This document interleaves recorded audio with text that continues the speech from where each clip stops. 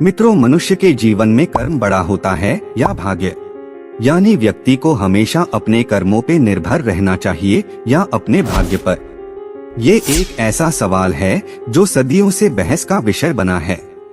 ऐसे में आपने भी कई विद्वानों के मुंह से ये कहते हुए सुना होगा, किसी के भाग्य का लिखा कहीं नहीं जाता, जिसके भाग्य में जितना लिखा होता है उसे उतना ही मिलता है। तो आखिरकार इन बातों में कितनी सच्चाई है? क्या सच में व्यक्ति का भाग्य उसके कर्मों से बड़ा होता है? तो मित्रों, आज के इस प्रस्तुति में हम इसी विषय को विस्तार से जानने का प्रयास करेंगे। साथ ही हम आपको एक छोटी सी कहानी भी बताएंगे, जिससे आपके मन में कर्म और भाग्य को लेकर कभी दुविधा उत्पन्न नहीं होगी। इसलिए इस प्रस्तुति को पूरा अवश्य देखें। तो चलिए जान लेते हैं, मनुष्य के जीवन में कर्म बड़ा होता है या भाग्य। नमस्कार दर्शकों, आप सभी का फिर से एक बार हार्दिक स्वागत है। मित्रों, इस दुनिया में दो तरह के इंसान होते हैं। एक जो यह मानते हैं कि भाग्य वाग्य कुछ नहीं होता और वे कर्म की प्रधानता में ही विश्वास करते हैं, और दूसरे वे लोग हैं जो भाग्यवादी हैं, यानी उनका किस्मत पे पूरा भरोसा होता है। उनका दृढ़ विश्वास होता है कि जो भाग्य या किस्मत में लिखा है वो होके ही रहेगा। यानी इंसान कर्म और भाग्य की दो धुरियों में घूमता रहता है और अंततः इस दुनिया से विदा होकर चला जाता है।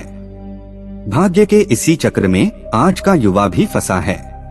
वो भी यही सोचता है कि बिना कुछ किए ही उसे वह सब कुछ मिल जाए जो वो चाहता है। पर इस बात को भगवान श्री कृष्ण ने अर्जुन को बहुत सरलता से समझाया है।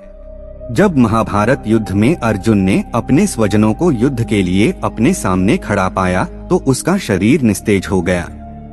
उसके हाथों से गांडीव धनुष छूट गया और वो प्राणहीन मनुष्य के समान धरती पर गिर गया। तब भगवान श्री कृष्ण ने उसे गीता के कर्म ज्ञान का उपदेश देते हुए कर्म करने की ही बात कही।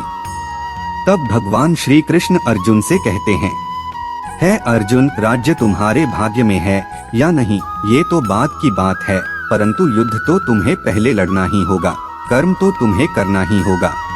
तुलसीदास जी ने भी श्री रामचरितमानस में कर्म की ही प्रधानता को बताया है। गोस्वामी तुलसीदास कहते हैं, कर्म प्रधान विश्व करी राखा, अर्थात युग तो कर्म का ही है, प्रधानता तो कर्म की ही है, कर्म किए बिना कुछ भी संभव नहीं है। तो आइए अब उस कहानी की शुरुआत करते हैं जिसमें बहुत बड़ी शिक्षा छुपी हुई है। एक बार की बात है, जब एक लड़का परेशान होकर घर के बाहर बैठा था।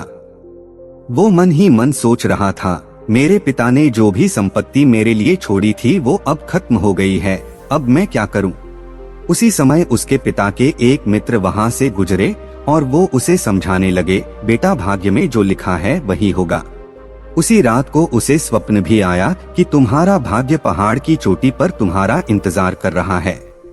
अगले दिन सुबह वह लड़का उस पहाड़ की चोटी की ओर चल पड़ा, जिसका उसे स्वप्न आया था कि उसका भाग्य उसका इंतजार कर रहा है। पहाड़ की ओर जाते हुए लड़के को रास्ते में एक घायल शेर मिला। शेर ने उससे पूछा कि वो कहाँ जा रहा है। तब उस लड़के ने बताया, मैं अपने भाग्य से मिलने जा रहा हूँ। फिर शेर कहता है कि अपने भाग्य से मेरे भाग्य के बारे में भी पूछना कि मैं स्वस्थ कब और कैसे होऊंगा। आधे रास्ते में जब उस लड़के को भूख लगती है तो वो एक बाग में से खाने के लिए फल तोड़ता है, लेकिन फल कड़वे होने के कारण वो फल को वही फेंक देता है। तभी बाग का मालिक उसे बताता है कि फल कड़वे होने के कारण कोई भी मेरे बाग के फल नहीं खाता। बातचीत के दौरान जब बाग के मालिक को पता चलता है ये लड़का भाग्य से मिलने जा रहा है, तो वे उस लड़के से कहते हैं, अपने भाग्य से पूछना कि मेरे बाग के फल मीठे कैसे होंगे। फिर पहाड़ की तरफ जाते जाते लड़के को रात हो जाती है। वहाँ उसे एक हवेली नजर आती है। वो हवेली के मालकिन से वहाँ रहने की अनुमति मांगता है। हवेली की मालकिन उसे यहाँ आने का कारण पूछती है। तब वो लड़का उसे बताता है, मैं अपने भाग्य से मिलने जा रहा हूँ। तब हवेली की मालकिन भी लड़के से कहती है कि अपने भाग्य से मेरे बारे में भी पूछना कि मुझे खुशी कब मिलेगी। फिर अगले दिन सुबह वो लड़का पहाड़ की ओर चल पड़ता है तो वहाँ सचमुच उसे उसका भाग्य मिल जाता है। तब वो लड़का भाग्य को उसके साथ चलने के लिए कहता है। साथ ही शेर बाग का मालिक और हवेली की मालकिन के सवालों के जवाब भी मांगता है। भाग्य तीनों के सवालों का जवाब दे देता है और कहता है, तुम आगे चलो, अपना कर्म करो, मैं तुम्हारे पीछे पीछे आता हूँ। वापस आते वक्त वो हवेली की मालकिन को बताता है कि जब तुम शादी करोगी तब तुम्हें खुशी मिलेगी। इस पर हवेली की मालकिन उस लड़के से ही शादी करने की बात करती है और कहती है, मुझसे शादी के बाद तुम मेरी हवेली के मालिक बन जाओगे, तुम्हारी गरीबी दूर हो जाएगी और मुझे भी खुशी मिल जाएगी। तब लड़का कहता है, नहीं, मैं तुमसे शादी नहीं करूंगा क्योंकि मेरा भाग्य मेरे पीछे आ रहा है, मैं तुम्हारे साथ रहकर अपना भाग्य खराब नहीं कर सकता। बाग के मालिक के सवाल के जवाब में उसने कहा, भाग्य के अनुसार तुम्हारी बाग में जहाँ से पानी आता है वहाँ सोना दबा हुआ है, जिस कारण से बाग के फल कड़वे होते हैं। सोना हटाने के बाद बाग के फल मीठे हो जाएंगे। बाग का मालिक लड़के से कहता है, मैं सोना खोद कर निकाल देता हूँ, तुमने मुझे समस्या का समाधान बताया है, इसलिए सोना तुम ले जाओ। तब लड़का कहता है, मुझे सोने की जरूरत नहीं है, मेरा भाग्य मेरे पीछे आ रहा है। इसके बाद वह लड़का शेर के पास पहुँच जाता है। फिर शेर कहता है, क्या तुम मेरे सवाल का जवाब पूछ कर आए हो? लड़का कहता है, भाग्य के अनुसार जब तुम सबसे मूर्ख व्यक्ति को खाओगे तो पूरी तरह से स्वस्थ हो जाओगे। तब शेर ने कहा, तुम्हारा बहुत बहुत धन्यवाद, मैं तुमको कोई इनाम देना चाहता हूँ। लड़के ने कहा कि मुझे इनाम की आवश्यकता नहीं है। साथ ही शेर को ये भी बताया कि तुम्हारी तरह हवेली की मालकिन ने भी मुझसे शादी करने का प्रस्ताव रखा था और बाग के मालिक ने कहा था कि तुम सोना खोजने में मेरी मदद कर दो और सोना तुम ले जाना, लेकिन मैंने उन्हें भी मना कर दिया। तब शेर ने पूछा, तुमने ऐसा क्यों किया? तब लड़के ने जवाब दिया, मैंने उन सब से कहा कि मेरा भाग्य मेरे पीछे ही आ रहा है, इसलिए मुझे इसकी आवश्यकता नहीं है।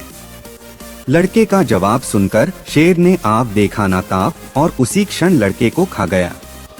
शेर ने कहा, तुमसे बड़ा मूर्ख इंसान शायद मुझे कोई और नहीं मिलेगा, क्योंकि तुमने भाग्य के इंतजार में गरीबी दूर करने के दो अमूल्य अवसरों को खो दिया है।